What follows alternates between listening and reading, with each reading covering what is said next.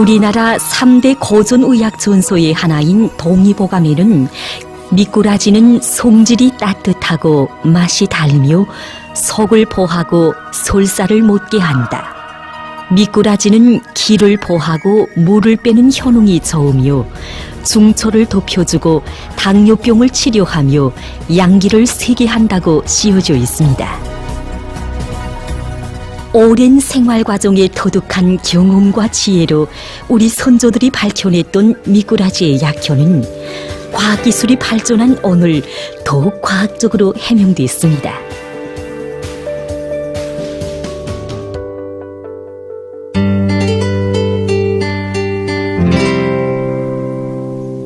미꾸라지라는 말은 미꿀미꿀한 작은 물고기라는 뜻에서 붙여진 이름입니다. 이름 그대로 미꾸라지의 몸 겉면에는 끈적끈적한 조맥속 물질이 있습니다. 이 조맥속 물질 속에 바로 미꾸라지가 여러 가지 약효를 나타낼 수 있게 하는 비밀이 숨겨져 있습니다. 미꾸라지 조맥이 약효를 띠는 곳은 그 조맥 속에 타우린이 있기 때문입니다. 이 타우린이 가지고 있는 여러 가지 약효능 가운데서 가장 기본으로 되는 것이 간보호작용입니다. 간보호에 좋은 물질 타우린. 그럼 타우린이 어떻게 간보호작용을 하는지 그에 대해 보기로 합시다.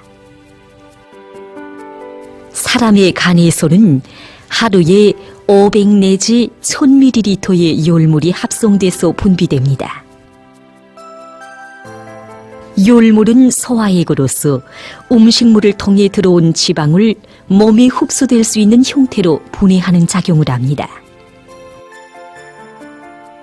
그러니 만일 간에 이상이 생겨 열물을 제대로 합성하지 못하면 어떻게 되겠습니까? 일반적으로 단백질이나 탄수화물보다도 사람 몸에 필요한 열량을 더 많이 생성시키는 것이 지방인데 이 지방 흡수가 잘 안 되면 사람이 쉽게 피곤해하거나 체중 감소를 느끼게 됩니다. 일반적으로 간이 나쁜 사람들 속에서 소화장애를 느끼거나 쉽게 피곤해하고 무력감을 느끼는 것은 바로 이 열물 분비가 잘 안 되기 때문입니다. 이렇듯 소화작용에서 중요한 물질인 열물의 분비를 촉진시켜주는 것이 바로 타우린입니다. 타우린은 또한 간장이나 콩팥에 축적돼 있던 여러 가지 독성 물질들을 해독화하고 오줌을 통해서 배설시켜주는 작용도 합니다. 이렇듯 열물 분비를 촉진하고 독풀이 능력이 강한 타우린은 미꾸라지의 몸 겉면은 물론 살 속에도 매우 풍부하게 함유되어 있는데 이것이 바로 미꾸라지가 뚜렷한 간보호 작용을 나타낼 수 있게 하는 비방의 하나입니다. 일반적으로 간이 나쁜 사람들에게 고기는 적게 먹고 붕어나 미꾸라지와 같은 밀물고기를 많이 먹을 것을 의사들이 권고합니다.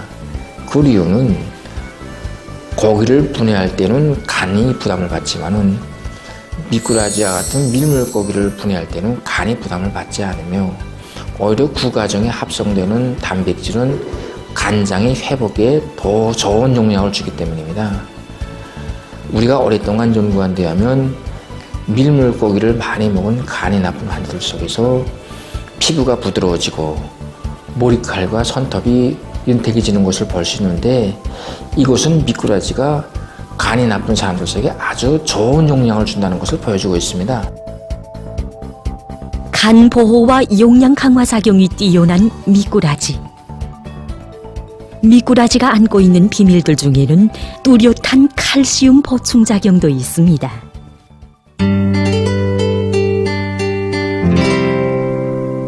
겨울에 땅을 파보면 미꾸라지가 1m 깊이까지 들어가 있습니다. 이렇게 작고 매끈매끈해 보이는 미꾸라지가 어떻게 이렇게 굳은 땅을 뚫고 깊숙이 들어가 있겠습니까? 그것은 미꾸라지 몸살이 전부 심살로 되어 있기 때문입니다. 그런데 그 심은 석고리 심에 비유할 만큼 그 정도로 셉니다. 그래서 심살이 발달되어 있다는 것 자체가 미꾸라지의 살 속에 칼슘과 마그네슘이 많다는 것을 의미합니다.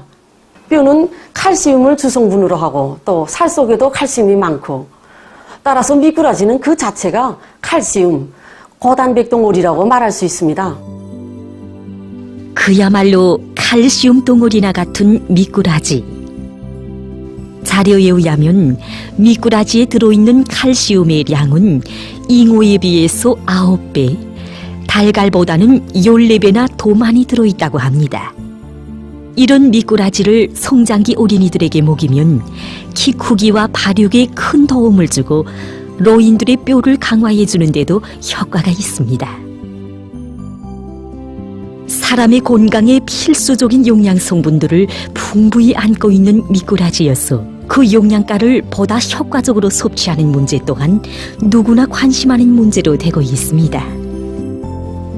대체로 가정들에서 미꾸라지를 가지고 요리를 할 때에는 해감을 하고 또 겉면에 있는 미끈거리는 점액 성분들을 깨끗이 씻어버리기 때문에 이 가정에 구석에 들어있는 타우린과 같은 유효 성분들의 손실을 가져옵니다.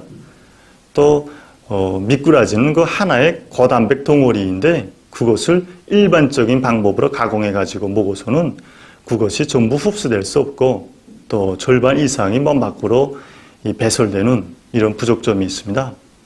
또 그리고 미꾸라지를 원료 그대로 치료에 이용할 때에는 오랜 기간 장복해야 치료 효과가 나타나는 이런 부족점도 있습니다. 그래서 우리는 이 미꾸라지의 풍부한 영양 성분을 어떻게 하면 더 빨리 전부 흡수해서 또 치료기를 빨리 앞당길 수 있겠는가 하는데 중점을 두고 연구사업을 진행하게 되었으며 그 과정에 미꾸라지를 생화학적인 방법으로 효소 처리해서 저분자 펩티드화하는 기술을 확립했습니다. 이 저분자 펩티드는 흡수 속도도 빠르고 양리 활성도 높기 때문에 지금 세계적으로도 약물을 펩티드화하는 이 방향으로 나가고 있습니다. 실제 우리가 미꾸라지를 펩티드화해서 도입해본 결과 간장 질병 환자, 수술 후 호약자, 그리고 노인이나 어린이와 같이 소화 흡수 기능이 낮아진 이런 사람들에서 흡수가 잘 되고 또 치료 기일도 훨씬 단축되는 이런 연구 성과를 거두게 되었습니다. 오래전부터 우리 인민들이 영양 강화에 좋은 식품으로 널리 이용해온 미꾸라지. 그 영양학적 가치로 해서 미꾸라지는 오늘도 인민들의 건강 증진에 적극 이바지되고 있습니다.